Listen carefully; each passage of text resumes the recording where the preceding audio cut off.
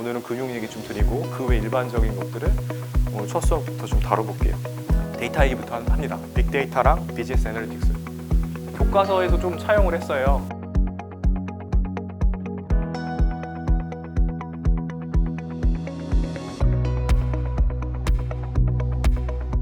먼저 오늘 제가 주제도 비즈니스 인텔리전스라 그랬는데 지금은 다 AI가 키워드죠.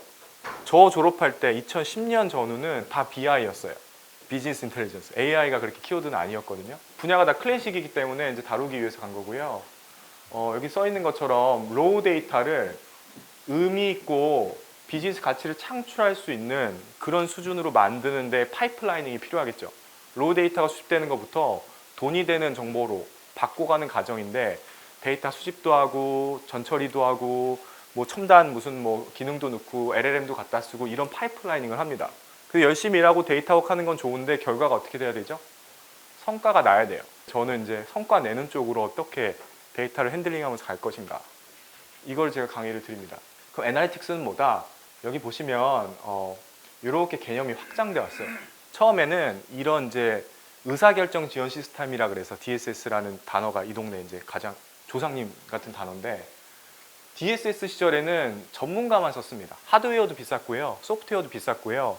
그 데이터를 다루고 요약해서 뭔가 정보를 주는 그런 거는 전문직에 거기 특화된 사람들만 쓰는 그런 초창기 툴이었어요. 뭐 예를 들면 전쟁 중에 막 그 보안 같은 거 문제 있고 뭐 이렇게 막 해킹해야 되고 뭐 이런 거, 뭐 이렇게 포탄 얼루 쏴야 돼, 계산하는 거 전부 다 옛날에 되게 고급진 한정된 자원을 쓰는 거기 때문에 그런 식으로 DSS로 시작을 했습니다. 회사에서 시스템 쓰는 것도 마찬가지고요. 근데 이게 점점 범용화되죠. 심지어 챗GPT 덕분에 전수조사도 우리가 다 할 수 있고 전 세계 모든 자료 다 분석해서 하는 것도 이제는 가능해졌죠. 월 사용료만 내면. 그래서 이쪽 월드가 국소한 아주 작은 영역에서 커지면서 이제 일상생활로 들어오는 개념이 됐다. 그게 바로 애널리틱스라는 이제 키워드로 지금 수렴이 되는 거고요. 분야마다 베스트 프랙티스가 있어요. 우리 나중에 이제 ERD 그리고 DB 설계할 때 뭐 책에서도 보겠지만 가구 판매하는 이커머스에 DB를 설계해 보자. 그러면은 그거를 담아내는 데이터 설계도가 있겠죠. 그렇게 안 복잡하거든요. 그런 것들을 우리가 이제 공부하고 할 건데 그게 바로 1.0 데이터예요. 우리가 인류가 어떤 목적 때문에 필요로 의해서 정의해 놓고 잘 쓰고 있는 뭐 ERP에 있는 그런 데이터 뭐 이런 거예요. 비즈니스 인텔리전스 2.0은 뭐다? 온라인 데이터. 인터넷 덕분에 어떤 새로운 종류의 데이터를 인류가 갖게 됐냐면, 여러분들 자주 쓰는 그 후기가 얼마나 중요하죠? 배달앱에서 어떤 맛집이 새로 생겼는데 3.6이에요. 드시겠습니까? 왜죠?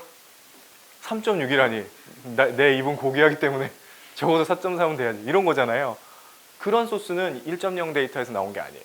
온라인을 통해서 우리가 참여를 하고 컨텐츠를 생성하고 SNS를 통해서 하는 그 행위 덕분에 나온 이런 사용자의 행동 로그, 리뷰 데이터, 소셜미디어, 이런 것들이 인터넷을 통해서 2.0 소스로 충전이 됐고요. 그 다음에 마지막 3.0은 뭐다? IoT 디바이스, 스마트폰, 뭐 센서 정보 이런 걸 덕분에 데이터 관점에서 발전합니다. 그 나중에 혹시 전산학 전공하시는 분들 계실 수도 있는데, 어떤 시스템을 만들 때요, 성과를 개선하려고 계속 우리가 노력을 하잖아요. 로드맵을 그리고. 하나는 이 애널리틱스 기술, 알고리즘이라고 생각하셔도 되고요. 분석이 고도화되면서 성과를 더 내는 측면이 하나의 축이고요. 두 번째 축은 뭐다? 데이터빨로 하는 겁니다. 알고리즘 고도화를 잠깐 내려놓고 데이터가 좋으면 아웃풋이 좋을 수가 있습니다. 이 두 가지 철학을 다 아시는 게 되게 중요한데, 본 과목에서는 이거를 제가 많이 드릴 거예요. 천재 개발자가 필요한 게 아니라 잘 정의된 데이터가 정말 중요하구나. 그런 건 누가 잘할까요? 전산학 전공하시는 분들이 이쪽은 너무 잘하겠죠. 못 이길 거예요. 못 이기는 데 가서 싸우시면 안 되죠. 어디서 싸우셔 여러분들 커리어를 쌓으셔야 되죠? 여기. 비즈니스 도메인 날리지를 바탕으로 여기서 이런 데이터를 이렇게 차용하고, 그 업무 제휴를 통해 갖고 올 수도 있고, M&A를 통해서 확보할 수도 있고, 내가 끌고 올 수도 있고, 그러면 이런 서비스가 되네, 신박하다, 이렇게 되는 겁니다. 예를 하나 드리겠습니다. 제가 이 두 개를 보고 만든 프레임워크예요. 교과서에서는 이렇게만 전달하고 끝났지만 저는 이걸 한번 이어 붙였습니다. 로드맵인데요. 제가 예를 하나 드릴게요. 제일 쉬운 거. 디스크립티브로 어플리케이션을 만들어요. 우리 회사가 뭐 신용카드사로 제가 예를 들게요. 신용카드 회사가 자기가 갖고 있는 데이터베이스상의 데이터 뭐가 쌓이죠? 고객들이 카드를 긁을 때 나오는 트랜잭션 데이터가 쌓이죠. 그게 딱 디스크립티브 1.0 데이터잖아요. 그걸 갖고서 무슨 어플리케이션 만들 수 있냐면 맛집 리스트를 만들 수 있습니다. 맛집 서비스 할 수 있죠. 그걸 어떻게 알죠? 카드사가? 누가 맛집인지? 통계를 말씀 줘보실래요? 많이 결제하는 거. 네네. 많이 먹으면 맛있으니까 많이 먹었겠지? 줄을 여기 맨날 쓰는 것 같아. 또 재밌는 얘기 드릴게요. 국세청이 빵집에서 빵을 시켜 먹을 때 어디가 맛집인지 알까요? 모를까요? 여러분 국세청 직원이라고 생각해 보세요. 알 수 있죠? 왜죠? 세금 많이 내면 짱이잖아요. 대전에 성심당이라는 데가 있는데 전국 1탑이야. 저기서 무슨 빵을 먹는지는 사실 전표에 안 찍혀서 모르겠지만 전화해서 국세청인데요. 무슨 빵이 잘 나오면 줄 수도 있잖아요. 실제로 그렇게 시켜 먹는데요. 그래서 데이터베이스 디스크립티브만 잘해도 재밌는 서비스 기획을 할 수 있습니다. 자, 근데 우리 여러 가지 생각해야 되니까 갑자기 제가 일로 튀어볼게요. 모바일 IoT, 모빌리티 데이터가 붙는다. 대표적인 게 위치 정보. 자, 여러분들 뭐 골프도 치시죠? 골프 치고서 맛집 갈 때 내비게이터 찍고 가잖아요. 그럼 뭐라고 나와요? 지금 몇 명이 여기 가고 있는지도 나오죠. 그 내비게이션 회사는 자기가 이 데이터를 디스크립티브로 쌌는데 골프장 근처 맛집을 알 수 있을까요? 없을까요? 골프장 근처 맛집을 알아요. 게다가 어떤 골프장에서 몇 시에 어떻게 이동해서 가는지까지도 압니다. 그 데이터는 카드사는 모르죠. 잘 못 보니까. 위치 정보까지 해가지고서 10분 안에 뭐 얼큰한 뭘 먹고 싶어 이게 다 되는 거예요. 그래서 만약에 이걸 살벌하게 돈 버는 비즈니스였다라고 하면 자기는 이제 생상도 못했던 경쟁사가 생기는 순간이죠. 그죠? 왜죠? 이거는 엄청난 알고리즘 덕분입니까? 데이터 덕분입니까? 예, 약간 비대칭 전력 같은 거예요. 그런 데이터로 수집이 돼? 치고 나와? 뭐 이런 거예요. 우리 막 위성하는 서비스 업체가 그런 거 하잖아요. 저기 뭐 마트가 장사 잘 되는지, 병원이 지금 주차장 막 꽉꽉 차 있으면 코로나 때 이 얼마나 되는지 이런 거 막 예측하고 군사 무기로도 쓸 수 있고 뭐 그런 거죠. 그래서 데이터 자체가 되게 중요합니다. 근데 그 생각을 잘 안 하세요. 왜냐면 1년, 2년 과정에 데이터 애널리틱스 전공 과정 이런 걸 보면 대학원 과정 특히 랭귀지 많이 배우고 스킬 배우다 끝나거든요. 근데 데이터로 들어가서 뭐가 가치 있는 데이터지? 그거 어떻게 설계하지? 이게 전 제일 중요한 것 같은데 그거는 좀 내려놓고 스킬 배우다 보통 끝나서 그러면 되게 길게 오래 못 가는 것 같아요. 그래서 정말 중요한 데이터를 정의하고 설계할 수 있는 능력이 거기서 저는 비즈니스 차별가치 나온다고 보거든요. 그런 것들을 이제 이런 예시로 드렸고 우리 한 학기 내내 이걸 체험하고 그 철학을 갖고 이제 졸업하시면은 여러분들은 그래도 카이스트가 나온 훌륭한 인재가 되는 것입니다. 그다음 프레딕티브 가볼까요?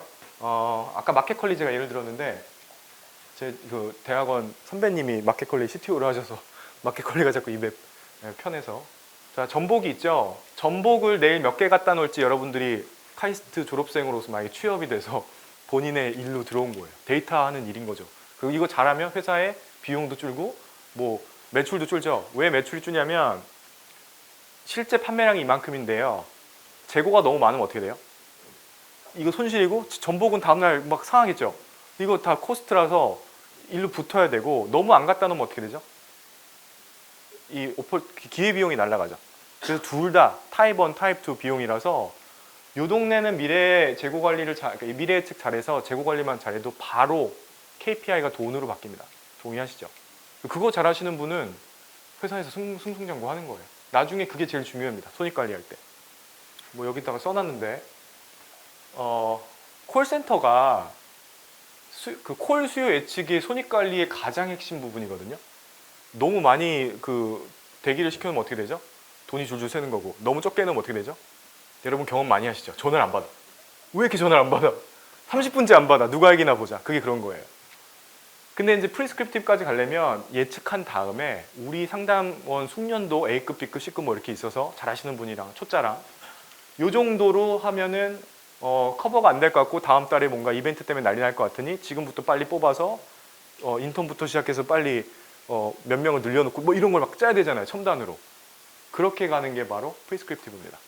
배치까지 해가지고 실행 계획 다 짜는 거. 예측 기반으로. 되게 고도화된 시스템까지 있는 거죠. 우리 지금 교과서적으로 애널리틱스를 배웠죠. 근데 좀 실무적으로 어떻게 쓰는지 제가 프레임워크 그려봤어요. 디지털 전환이라는 단어가 뭐 올해도 유행이고 계속 유행을 해왔죠. 디지털 전환을 통해서 뭐가 생기냐면 그러니까 비즈니스 가치를 창출하는 로우 데이터부터 비즈니스 가치를 창출해내는 파이프라인이 생기고 그게 회사의 프로세스가 되고 그걸 해내는 조직과 성과와 문화가 생깁니다. 그게 이렇게 그림을 그릴 수 있는데 일단은 성과를 내기 전에 데이터가 있어야 되잖아요. 그걸 우리가 인프라라고 합니다. 데이터 인프라. 여기 제가 자원이라고 표현한 저 빅데이터 파트가 인프라스트럭처가 생기고요. 인프라가 깔리고 데이터가 수집되고 플랫폼에서 데이터가 발생하고 이렇게 되면 아까 우리가 이 9개 셀에서 봤던 그 X축들을 담아내고 그 위에 이제 분석하는 거 올리는 거는 애널리틱스고요. X축이 바로 인프라다라고 보시면 돼요. 궁극적으로는 디지털 이코노미를 탄생시키면 아주 큰 공을 세우는 거다. 뭐 이런 겁니다. 아까 제가 우리 실습용 정의가 뭐죠? 빅데이터에? 네, 제가 파일을 드렸는데 더블 클릭했는데 안 열려요. 그때 당황할 때가 빅데이터고요. 학술적으로는 학자들도 빅데이터를 이렇게 센스 있게 정의합니다. 인포메이션 에셋이라 그래요. 그럼 정보가 아니고 정보 자산이면 얘가 뭐 이자를 발생시키거나 돈을 좀 벌어와야 되죠. 그래서 일단 얘가 뭔가 자산이네. 자산이라는 것 자체가 제가 회사에서 되게 중요한 역할을 하는 거고요. 여기 보시면 밸류를 창출하고 있기 때문에 그렇게 정의가 되는 겁니다. 그래서 알파벳 V가 하나, 둘, 셋, 네 개가 나오는데 궁극의 목표는 밸류를 창출을 해야 그 팀이 계속 살아나고 그 데이터, 빅데이터 조직이 계속해서 기업에서 영속할 수 있는 거죠. 이렇게 포맷이 복잡하고 뭔가 데이터 엄청나게 생기면서 전체 크기가 크면 클수록 빅데이터고 그런 엄청난 데이터를 되게 챌린징한 이슈인데 갖다가 그게 1.0, 2.0, 3.0 이런 소스들의 총합이겠죠. 그걸 갖고 애널리틱스 기술을 써서 뭘 해야 된다? 밸류를 창출할 수 있으면은 멋진 정의가 되는 겁니다. 밸류를 창출할 때 아까 밸류가 중요하다고 했는데 스트래티직 밸류가 있고 그 다음에 이피션시를 계산하는 두 파트로 이제 나눠서 생각을 해볼 수 있죠. 첫 번째는 이런 분석을 해서 밸류를 창출할 때 이런 밸류들이 나온다는 얘기예요. 분석했더니 신사업 기회를 창출했어. 그리고 정말 신사업을 만들어서 성과가 났어. 그러면은 이 데이터 파이프라이닝에 의한 기업의 밸류 창출 성공한 거죠. 그 파트. 그리고 기업의 의사결정 속도가 증가합니다. 그 다음에 더 좋은 최적의 의사결정하는 거. 제가 아까 광고비 얘기 드린 것처럼 광고비를 이렇게 쓰는데 기계가 다 예측하고 분석해서 포트폴리오 바꿨더니 배팅을 바꿨더니 배팅만 바꿔도 성과가 개선됩니다. 한 20% 좋아져요. 20% 어마어마한 거예요, 여러분. 광고비의 20% 때문에 적자나고 흑자납니다. 그 다음에 미래 상황 예측해서 운영효율 관리하는 것들 뭐 이런 식으로 썼고 조직도 좀 바뀌는데요. 되게 무식하게 하고 있는 일들이 다 자동화되고 바뀌고 이게 원래 사람이 할 일이 아니었는데 하는 경우가 많죠. 그런 것들이 다 바뀝니다. 종합자산관리하는 이제 챔피언 앱인데 원래 최초의 레퓨테이션을 가져간 거는 신용카드 추천이었어요. 제가 두나무 시절에 맨 처음 제가 딜 담당해서 투자를 하게 해줬던 회사 중에 하나입니다. 사회이사도 제가 잠깐 했었어요. 되게 좋아하는 회사인데 또 제가 추천했으니까 신용카드 추천하는 걸로 챔피언이었거든요. 신용카드로 버티컬에서 챔피언 된 다음에 종합자산관리로 넘어온 거고 이 회사의 목표는 개인들한테 카드 상품을 개인화해서 추천해 주는 겁니다. 우리 프로젝트 할 때 이런 거 할 거예요. 신용카드 금융상품 추천하는 거 우리 프로젝트 할래 이럴 거 아니에요. 그 제가 사례로 드리는 거예요. 그럼 신용카드가 이 회사에 의하면 한 4,000장쯤 있대요, 우리나라에. 그 정도 되겠죠. 4,000장이나 되는 신용카드 중에 여러분 지금 각자 신용카드 쓰시죠? 그게 베스트라고. 이게 베스트란 건 뭐죠? 오늘 배운 거에 의하면 프리스크립티브 애널리틱스를 돌려서 나한테 제일 맞는 최적화된 걸 찾아서 준 거죠. 그게 돼 있는 거예요. 그 프리스크립티브 사례라고 드리는 거예요. 여러분 지금 쓰시는 신용카드가 베스트라고 확신하십니까? 왜죠? 지금 카드랑은 어떤 인연으로 만나게 되셨죠? 제가 카드 세일즈맨 같죠? 어떻게 이 신용카드까지 오시게 됐나요? 이 카드를 썼더니 돈이 돼. 돈이잖아요. KPI가 돈일 때는 너무 완벽한 거예요. 유틸리티 값이 돈일 때는 행복한 거예요. 물론 뷰티도 있지만. 그러면 돈이라고 하면 신용카드 4,000장을 저를 가만히 놓고 가운데에다 놓고 저라는 건 뭐죠? 어디에 얼마씩 돈을 쓰는 게 저인 거예요. 제 이름이랑 성별도 안 궁금해. 그냥 어디에 얼마씩 돈 쓰는 애가 신용카드가 보는 저라는 사람의 정입니다. 그게 바뀔까요? 여러분 지금 이 나이 먹고 이제 돈 쓰는 패턴 안 바뀌죠? 물론 참아서 덜 쓸 수 있는데 이제 어디 쓰는지 대충 뻔하잖아요, 패턴이. 그건 안 바뀐다라고 치고 4,000장을 하나씩 끼면서 내가 와리스케치 하는 거예요. 이걸 썼을 때 이 카드만의 혜택들이 있는데 내가 돈 쓰고 다니는 거랑 카드 혜택이랑 찰떡궁합으로 맞았을 때 시너지가 터지죠. 그래서 만약에 너가 지금 이 카드 쓰는데 이 카드를 쓰면 1년에 30만 원 더 이익이야. 그거를 계산해준 최초의 앱이었어요. 그걸로 시작했어요. 신용카드 추천. 자, 신용카드 어떻게 하면 되죠? 카드사에 가서 제휴하면서 그 정보 달라고 하면 줄까요? 벤처한테? 삼성카드가 그 카드를 줄까요? 뱅크샐러드한테? 신용카드 정보, 데이터 안 주겠죠? 차관을 다시 한 거예요. 고객들이 가만히 있으면 자기 스마트폰으로 봤네? 그러면 고객이 앱을 깔고 동의를 해서 내가 그거, 고객님, 이 앱을 까시면 동의가 돼 있으니까 카드사에서 문자 날라오는 거 저 좀 보여주세요. 그건 고객이 동의받으면 끝난 거죠. 그 아이디어를 쓴 거예요. 요 인프라까지는 벤처가 만든 건가요? 세상이 만들어준 건가요? 예. 그게 되게 중요합니다. 특히 나중에 개발하시고 이럴 때. 그래서 세상이 만들어준 인프라에서 시작을 했더니 데이터가 들어오기 시작한 거죠. 그래서 가계부까지 자동화를 시켰습니다.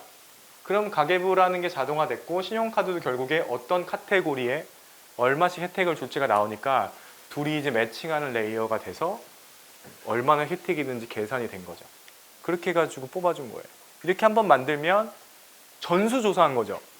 그래서 서브 미션이 통과되고 메인 미션이 신용카드도 끝나서 이렇게 가는 겁니다.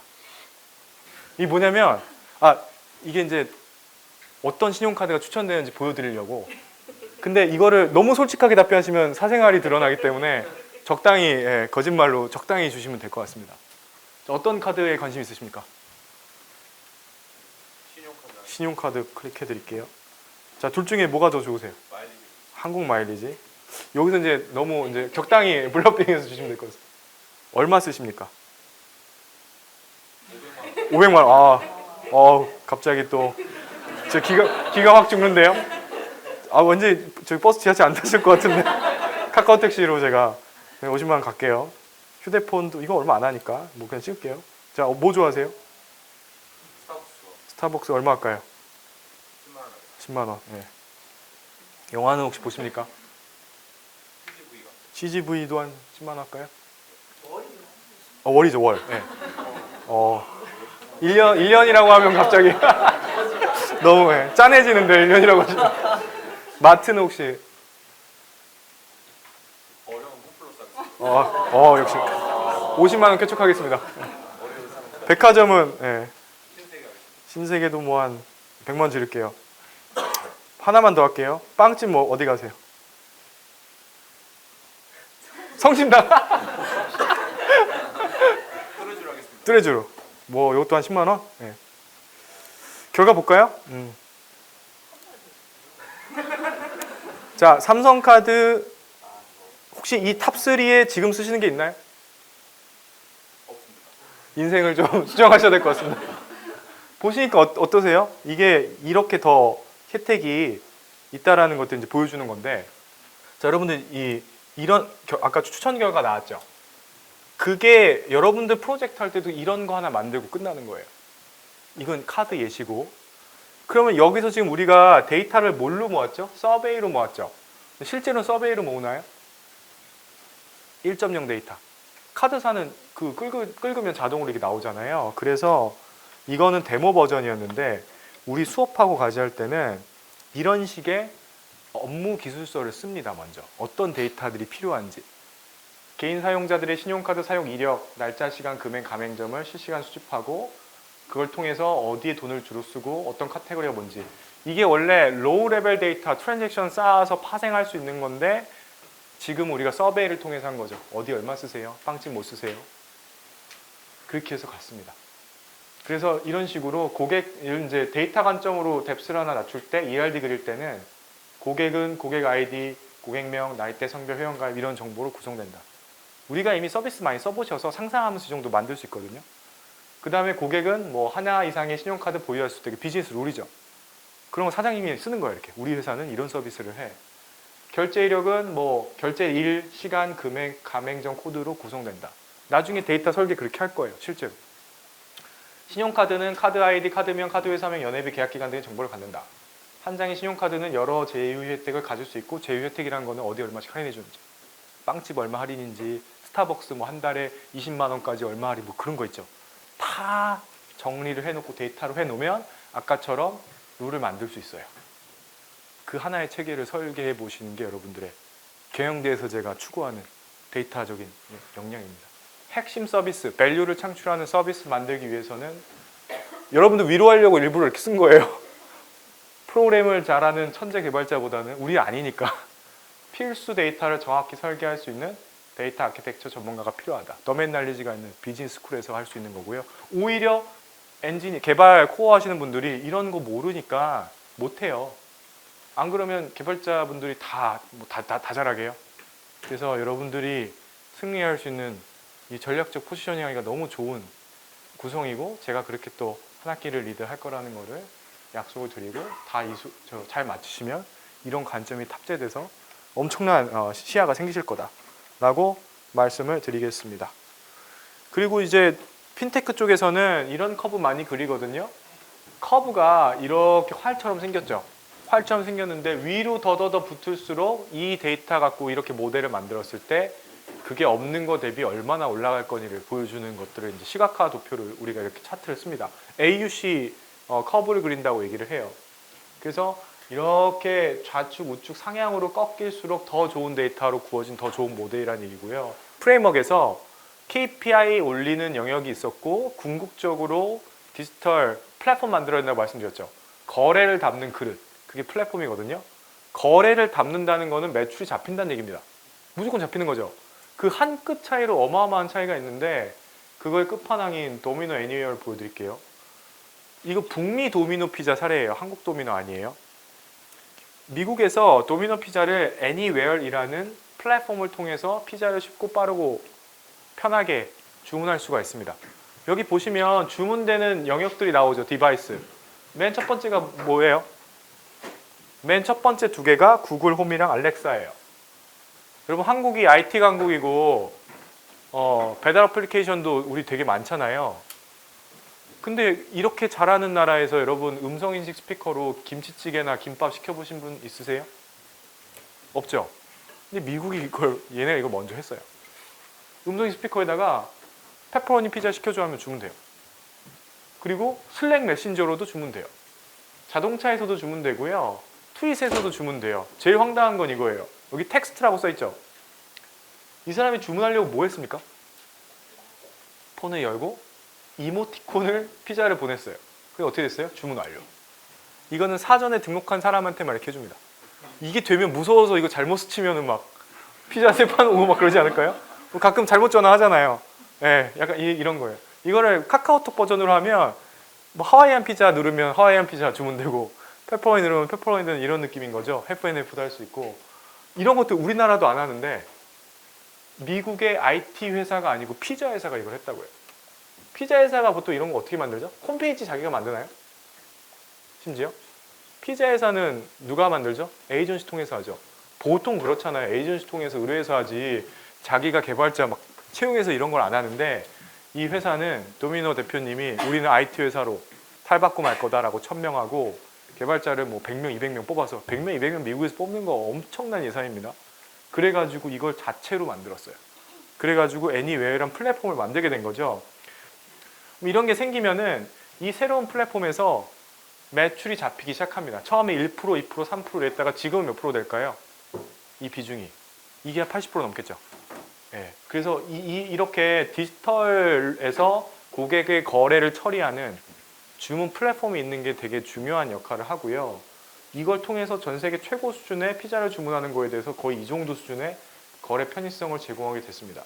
그러면 어떤 데이터가 이거 플랫폼을 통해서 들어오죠? 그러니까 기존의 오프라인 주문에서 놓쳤던 데이터가 여기를 통해서 들어오는 게 있겠죠.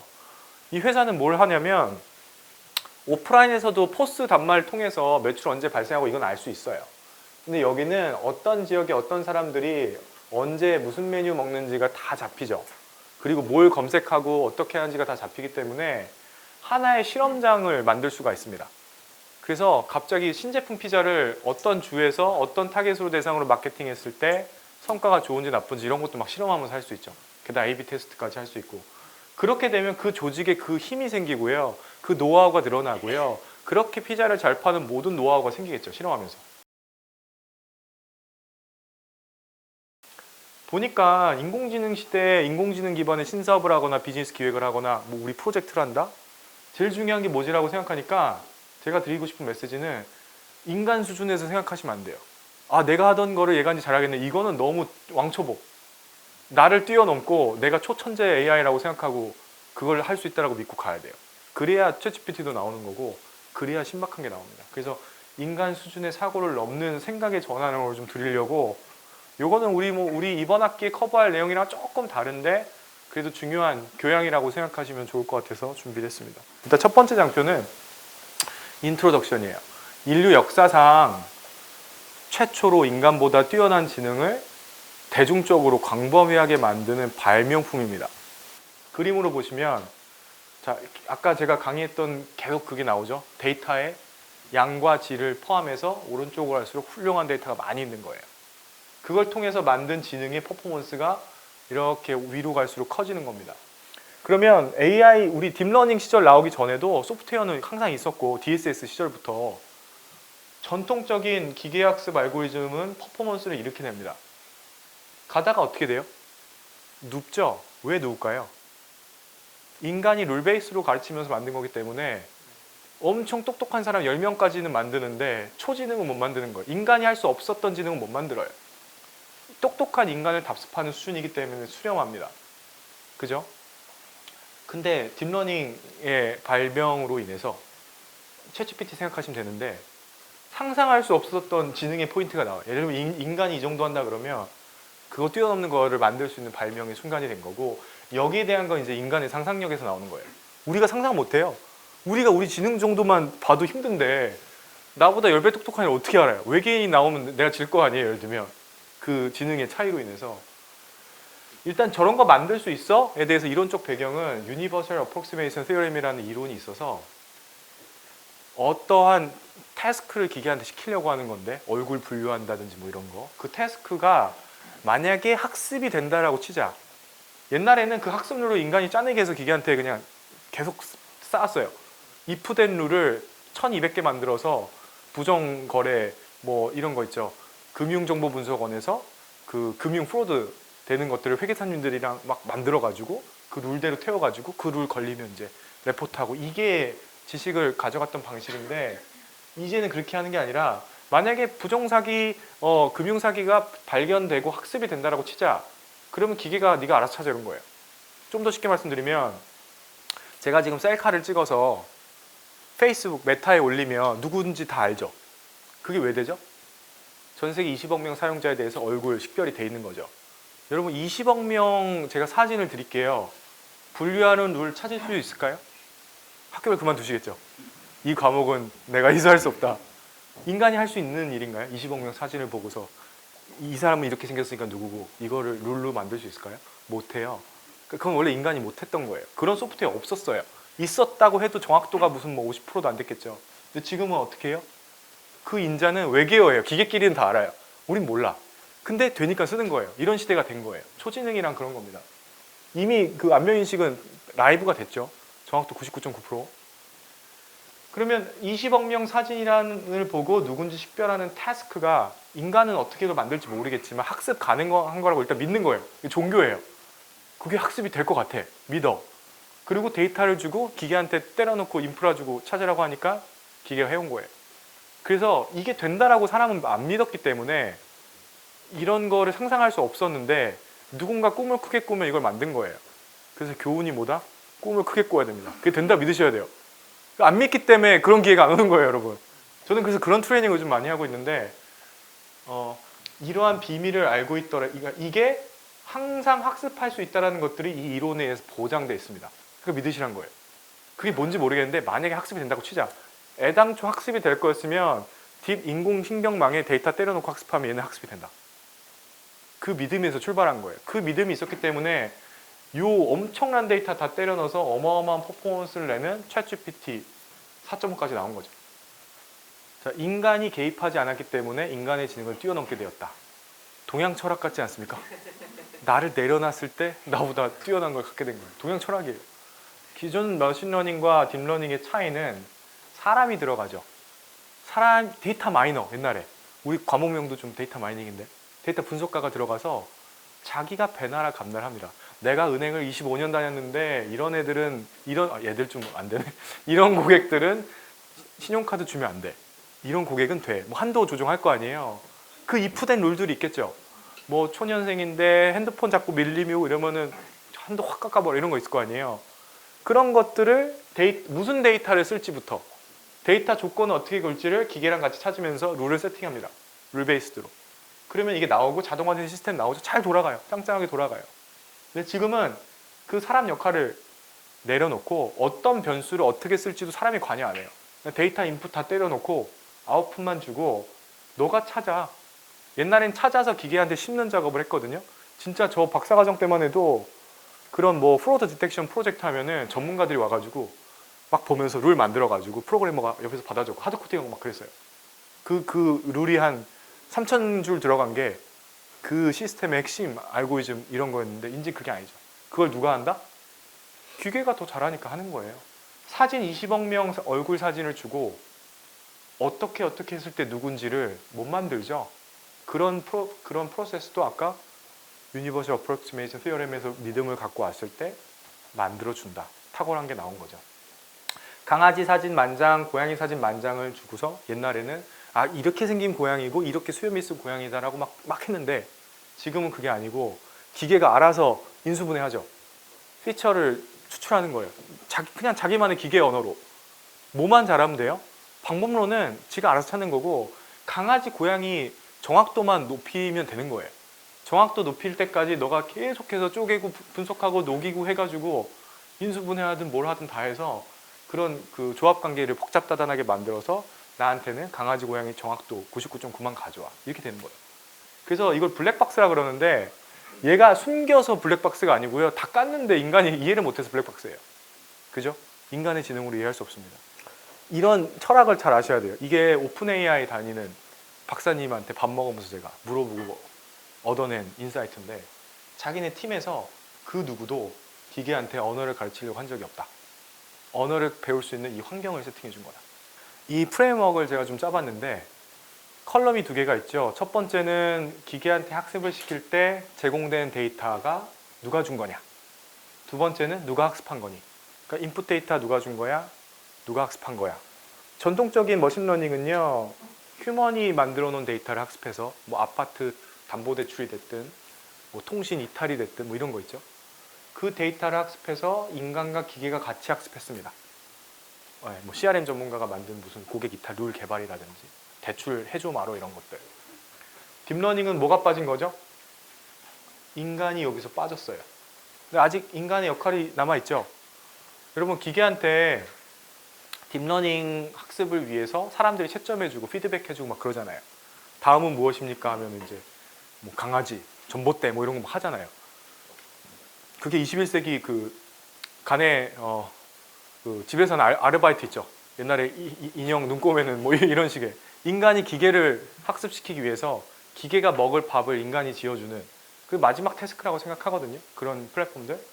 그래서 휴먼 데이터를 기반으로 기계가 학습을 잘해서 초지능이 나오고 있다고요. 지금 인간이 여기 빠졌기 때문에 되는 거죠. 데이터랑 모델링 관점을 보세요. 그 다음에 여기서 인간이 빠졌기 때문에 포인트 중에 챙겨야 되는 포인트 중에 하나는 인간한테는 절대 시킬 수 없었던 가혹한, 혹사한, 어마어마한 데이터 학습이 가능하다. 그걸 누가 증명해서 지금 히트쳤죠? 오픈 AI. 전 세계 텍스트 다 봤다면서요. 이 단어 옆에 누가 와야 되는지, 누가 와야 되는지 이걸 다 본 거죠. 그래가지고 그 구조를 만들어서 파운데이션 모델로 녹여서 사람한테 말을 막 만들 수 있는 체계를 만든 거죠. 다 확률적 어프로치로 한 겁니다. 데이터 간의 관계를 분석한 거예요. 제가 했던 프로젝트 말씀드릴게요. 교보문고의 도서 수요 예측을 제가 했습니다. 재고 관리를 위해서. 첫 번째는 쉬운 거부터 했어요. 판매량 있는 거. 판매량이 원래 이렇게 판매되니까 아까 전복처럼 내일 몇 개 갖다 놔야 되지? 이거는 그냥 시계로 분석하면 되거든요. 기존에 어떻게 수요 예측을 했냐. 날짜별로 이게 실제 판매량이에요. 예를 들면 빨간색 교보문고 전사에서 온라인 오프라인 포함해서 재고를 파란색으로 갖다 놨어요. 파란색 알고리즘 뭔 줄 아세요? 지난 4주간 평균. 평균은 무조건 중간으로 회귀합니다. 스무스해지죠. 잘 맞을 것 같은데 그럴싸하잖아요. 지난 4주간 평균, 지난 4주 월요일 평균으로 월요일 갖다 놔 이러면 되죠. 근데 삐쭉빼쭉의 패턴은 절대로 커버를 못하고요. 그럼 어떤 일이 있냐면 실제 수요가 이랬어요. 재고가 이만큼 있습니다. 이 뭐죠? 세일즈 로스죠. 반대는 뭐예요? 재고 비용. 교보문고가 왜 저를 찾아오셨냐면 제가 추천 시스템을 8년간 했거든요. 진짜로. 그러니까 외부 사람 중에 이 회사 데이터 제일 잘하는 사람 중에 하나였어요. 제가. 그리고 또 마침 학교 와서 교수로 있으니까 뭔가 저랑 하면 답이 나올 거라고 생각하셔서 기회를 주셨는데 이렇게 이 정도면 에러가 많죠. 지금 저게 다 에러인 거 보이세요? 저 에러를 제가 이렇게 줄여드렸어요. 40%에서 50%. 다 돈이에요. 이걸 어떻게 했냐? 패턴을 볼게요. 도서 교보문고가 350만 권 팔고요. 한 1년에 한 권이라도 팔리는 거는 뭐 100만 권 언더예요. 그런 것들을 다 모아놓고서 일단 판매량이 있는 것만 먼저 봤으니까 패턴을 봤더니 대충 3가지의 컨텐츠 컨섬션 패턴이 나옵니다. 첫 번째는 뭐죠? 제일 제너럴한 거. 베스트셀러든 유튜브든 뭐가 됐든 이렇게 터진 다음에 점점 줄어요. 왜 줄죠? 세간에서 멀어지잖아요. 그 다음 뭐 여러분 음악도 계속 이러잖아요. 터졌다가 이제 좀 시들해지고 영화도 터졌다가 다 보면 끝나고 이렇게 됩니다. 이게 기본적인 패턴. 이건 뭐죠? 공통 수학의 정석. 언제 사요? 학기 초에 딱 사고 챕터 1 집합 보다가 이제 공부 안 하죠. 음악은 이런 거 뭐 있을까요? 마라이어 캐리는 매년 12월 25일 저작권료를 30억 정도 번다라고 합니다. 따박따박. 우리나라도 있죠. 그 버스커 여름 그 봄 여름 그 벚꽃 시즌에 아주 행복한 이런 패턴이 나오죠. 이런 거. 이거는 뭐 잡지나 뭐 이런 거예요. 꾸준히 팔리는 거. 이제 뭐 도서를 막 보다 보면 이제 이런 패턴들로 나눠지는데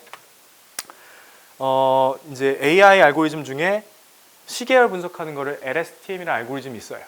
그래서 어텐션 LSTM이라는 알고리즘을 쓰고 벤치마킹 모델로도 보고 아까 평균 썼던 무빙 에버리지를 디폴트로 놓고 저거가 에러가 이만큼 있는데 아까 눈으로 보여드린 거 그거 대비 얼마나 줄이는지를 이렇게 해서 만든 거죠. 그래서 많이 쓰는 메저먼트 중에 민 앱솔루트 에러러 실제 값에서 예측. 말은 되게 어려운데 컨셉은 쉽죠. 내가 예측한 거랑 실제 값 까봤는데 얼마나 차이 나냐. 그 절대값. 그래서 에러가 많이 나면 계속 MA가 크겠죠. 그러니까 저게 에러를 측정하는 지표니까 작을수록 잘한 거예요. 그래서 베이스라인 대비 에러를 얼마나 줄였는지를 보고서 이게 다 돈인 거예요. 대충 이게 얼마나 가치가 있는지가 프로젝션 딱 되더라고요. 그래서 기존에 판매량이 있는 것들을 수요 예측하는 것들을 이 정도 수준에서 오른쪽으로 바꿔드리고 개선을 했습니다. 이런 식으로 내일 얼마 팔릴지 기계가 예측하고 그날 다음날 예측하고 무슨 설계가 됐냐면 도서 다 읽을게요. 몇 권? 10만 권 다 읽을게요. 그래서 새로 나온 책이 10만 권 중에 뭐랑 제일 비슷한지도 내가 안 찾을 거니까 어차피 기계가 찾을 거. 사실 저희 대학원생들이 다 했죠. 조교들이 다 한 거죠. 그래서 도서 예를 들면 12만 권을 싹 다 읽혔고요. 표지도 다 분석했어요. 표지빨도 중요한 거 아세요? 특히 유아 도서는 예쁘면 아까 신용카드랑 비슷한 거예요. 표지가 이 정도면 안 살 수 없는 거예요. 나중에 분석해보니까 표지가 한 15% 돼요. 웨이트가. 표지 중요합니다. 그리고 텍스튜얼 데이터는 책 안에 있는 자연어 분석한 거니까 그러니까 책 안에 있는 글이라는 거는 단어들의 조합과 나열이잖아요. 그거를 기계한테 학습할 때 버트라는 알고리즘 썼어요. 이거 비싸요. 그 다음에 레즈넷이라고 하는 거는 이미지 데이터를 분석하는. 그러니까 인수분해라는 이미지 데이터 처리하는 알고리즘 다르고 단어 간의 관계 분석하는 거 다르고 그 다음 메타데이터는 뭘 썼냐면 그 작가나 출판사의 레퓨테이션 부른 거죠. 아이유가 뭐 다음 앨범 내면 기본 판매량 있잖아요. GD랑 똑같잖아요. 그 카운트 해줘야 됩니다. 서로 다른 데이터 소스를 버무려서 딥러닝 모델 만드는 걸 멀티모달 러닝이라고 그래요. 그래서 멀티모달 러닝 체제를 이번에 만들고 이 각각의 해석된 정보를 인베딩화 시킨 벡터들을 다 딥 뉴럴 네트워크에 넣고서 궁극적으로 이러한 책과 이런 표지에 요 정도 저자랑 출판사 레퓨테이션이 있을 때 얼마나 첫 달에 팔렸는지를 학습을 하죠. 그 학습한 걸 기반으로 새로운 책이 왔을 때 예측하게 되는 거예요. 이게 잘 맞아야 되죠. 그때 평가를 뭘로 했냐면 대박, 중박, 소박, 안 팔림. 뭐 대박은 3,000건 이상, 중박은 몇 건, 소박은 뭐 150건 미만 이렇게 해서 대박, 중박, 소박, 안 팔림을 예측하는 걸 시켰어요. 제가 이제 보고를 하러 갔죠. 기말 저기 프로젝트 말미에. 그랬더니 결과가 어떻게 나왔냐? 대박을 못 찾았어요. 근데 소박을 90% 찾은 거예요. 근데 이게 시사점이 대박은 원래 못 찾아요. 대박은 이상한 애들이에요. 학습이 안 돼요. 그 오징어 게임 같은 거예요. 넷플릭스 AI가 오징어 게임 제일 먼저 봤을 텐데 그 예측했을까요? 약간 미분류 차라리 그게 정답이에요. 이런 건 본 적이 없어. 학습이 안 돼요. 소박을 90% 찾으니까 팀에서 제일 좋아했어요. 왜냐? 대박이 많아, 그러니까 책 가지수로 하면 대박이 맞나요? 소박이 맞나요? 소박은 읽을 시간이 없는 거예요. 교보의 북마스터들이 야, 이런 책을 나온지도 몰랐어 막 이런 거예요. 읽고서 갖다 놔야 되는데 대박은 막 기대가 되잖아요. 유명한 작가나 이번에 뭐 되게 중요한 책이니까. 그 대박 정도 되면 혹시 재고에 실패했어도 교보 정도 되면 팔 비틀어서 물병 다 갖고 옵니다. 그게 상관이 없는 거예요. 그리고 소수의 인력들이 대박 도서는 케어할 수 있죠. 스페셜 케어를. 근데 중박도 그런데 소박으로 내려가면은 그게 팔렸는지도 모르고 지금 어쩐지도 모르고 끝나는데 소박만 정확하게 갖다 줘도 매출 손실이 없는 거죠. 소박이 뭐야라고 하면 이런 책이에요. 가운데 책 보이세요? 동물을 위해 책을 읽습니다. 잘 모르겠죠? 이게 팔려? 읽어봐야 할 거 아니에요. 읽을 시간이 또 어디 있어? 근데 기계가 대신 다 읽었잖아요. 그 프로젝션 했더니 도서 수요 예측 인공지능의 판단은 달랐다. 원래는 시장에서 조용히 사라질 법한 책이었다. 모르니까 안 갖다 놔서. 출간 직후 4주간 41권 팔린다고 예측했다. 다 이거 아까 그 공정대로 분석한 거예요. 표지랑 책이랑. 실제로 몇 개 팔렸다? 35권. 안 갖다 놨을 책이 35권에 뭐 큰 매출은 아니지만 이런 게 1,000권, 10,000권이면 매출이잖아요. 그렇게 바뀐 겁니다. 제가 얘를 테마를 뭘로 잡았냐면요. Gen AI. Gen AI라고 잡은 이유는 데이터가 이제 프로바이더가 누구예요? 인간은 이제 끝났어요. 인간은 질문만 잘 던지면 돼요. 질문을 잘 던지려면 기계랑 같이 일을 해보고 성과를 내봤던 그 포지티브 피드백이 제일 중요하거든요. 저 이제 제가 한국에 오면서 가족들 미국에 있는데 제가 딱 하나 해주고 왔어요. 챗 GPT 설치해주고 왔어요. 단말기로. 너네 이제 아빠한테 물어보지 말고 없으니까 얘랑 잘 가지고 놀아봐. 그렇게 해주고 왔어요. 그래서 기계가 생성한 데이터로 기계가 학습합니다. 아까 말씀하신 거 정확한 사례인데 알파고 제로를 만들었거든요. 미국 회사 대단한 게 알파고 만들었으면 됐지. 놀지 않고 알파고 제로를 또 만들어요. 왜 제로인 줄 아세요? 휴먼 기보 데이터 안 써서 제로예요. 그러면 사실 바둑은 룰이 정해져 있잖아요. 이 안에서 노는 거잖아요. 그래서 기계가 기계랑 싸우면서 미친 듯이 바둑을 막 둡니다. 그럼 인간이 못 떠봤던 수들도 경우의 수가 무한하다고 하는데 진짜 나오겠죠. 거기서 이긴 거 계속해가지고 계속해서 학습을 하고 인간 데이터 안 쓰고 만든 알파고 제로가 알파고랑 바둑을 뒀습니다. 누가 이겼죠? 순서의 흐름상 누가 이겨야 돼요? 제로가 완벽하게 이겼어요. 그러면 인류 역사상 인류가 깨달은 거죠. 최고의 바둑 AI를 만들려면 방법론이 뭐예요? 이건 거예요. 이해되셨죠? 뭘 강학습 얘기도 좀 드리면 탁구 치는 로봇 아시죠? 뭐 만들 수 있잖아요. 얘는 어떻게 가르치죠? 전통적인 방식은? 선생님이 야, 공이 이렇게 오면 이렇게 쳐. 이거 하나씩 다 가르치는 룰 베이스로. 이럴 땐 이렇게가 이거고요. 얘는 뭐죠? 그렇게 학원 선생님한테 배우는 게 아니라 국가대표 5명을 센서를 채우고 이 사람이 어떻게 치는지를 수집한 다음에 휴먼 데이터를 기계한테 이제 봤지. 네가 알아서 해봐. 그럼 네가 기가 막히게 치죠. 얘는 어떻게 하는 줄 아세요? 기계한테 아무것도 안 가르치고 국가대표 데이터도 안 줘요. 그냥 기계한테 네 맘대로 휘둘러. 못 쳐도 돼. 근데 만약에 쳐서 넘기잖아? 그 순간을 기억해. 그 계속 해봐. 죽을 때까지. 그럼 얘가 죽을 때까지 치는 게 아니라 머릿속에서 하잖아요. 시뮬레이션을. 다다다닥 해서 오잖아요. 매트릭스 영화처럼.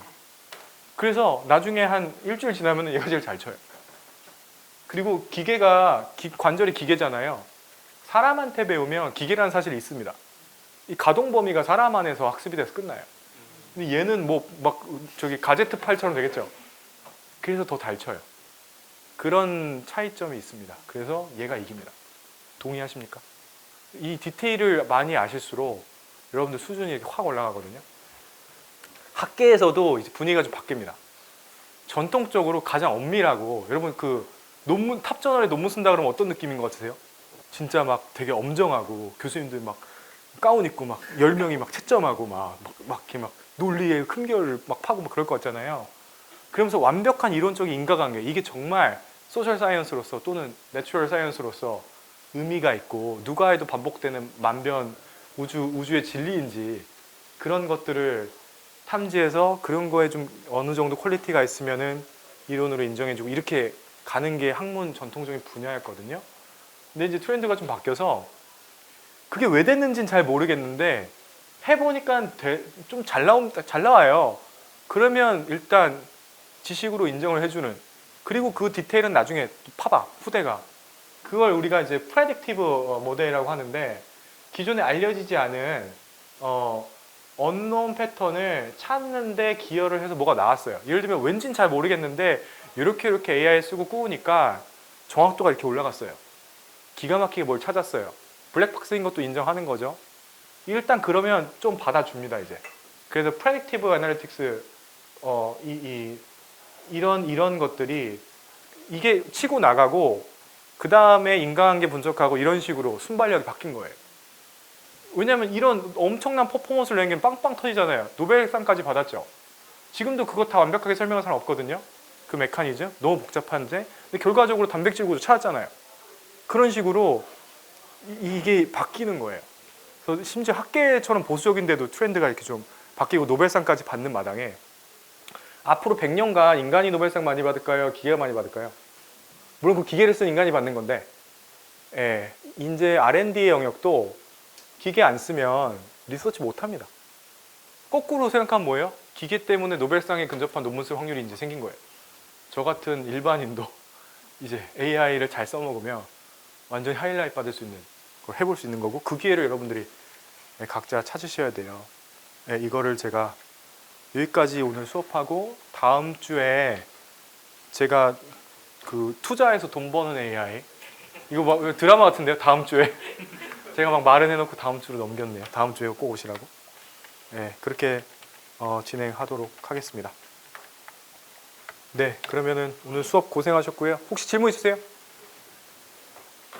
오늘 카메라도 켜져서 더 긴장하셨을 텐데 다음 주도 또 편하게 오시면 될 것 같고, 제 수업은 앞으로 강의자를 올려드리고 특별히 실습하기 전에는 그냥 오늘처럼 주로 얘기하고, 오늘 제가 좀 많이 떠들었는데 저 질문 많이 하거든요. 그래서 우리 또 클래스 인원 많으니까 많이 기여해 주시고 좋은 수업 한 학기 잘하면 너무 좋겠습니다. 고생하셨습니다.